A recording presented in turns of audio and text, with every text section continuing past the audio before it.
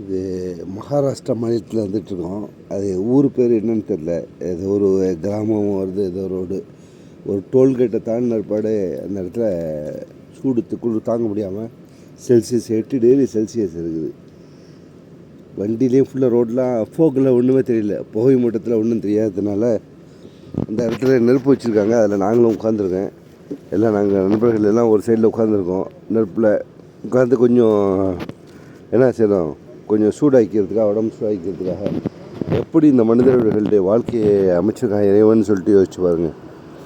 இறைவன் எப்படின்னா நம்மளை தமிழ்நாட்டில் அழகான இடத்துல பிறக்க வச்சுருக்கான் அப்படின்னு சொல்லிட்டு நம்ம பெருமைப்பட்டுக்கணும். இந்த மாதிரி ஒரு கஷ்டங்கள் இல்லை.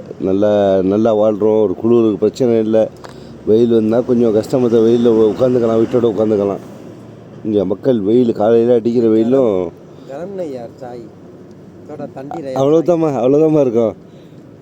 बोलता गरम जास्ती नहीं, அவனுக்கு हिंदी தெரில. फर्स्ट हिंदी मालूम नहीं है, हिंदी मालूम है चाय गरम नहीं है बोलता बच्चा, गरम है और करना पड़ेगा. ये बिस्किट का पैकेट है, बिस्किट अच्छा है, बिस्किट पैकेट है आपके पास? बिस्किट का पूरा पैकेट? हाँ, पूरा पैकेट नहीं है, खुला लेके जाएगा मुश्किल है. ओके, இது இந்த நாட்டு சூழ்நிலை இப்படி தான் இருக்குதுன்னு வச்சுங்களேன். ஓகே, நெருப்பில் உட்காந்துருக்கோம். ஓகே, வாழ்த்துக்கள். இது நம்மளுடைய யூடியூப் சேனலுக்காக இன்றைக்கி டேட்டு 7/12/2025 எடுத்திருக்கேன். காலை 5:11 நேரம்.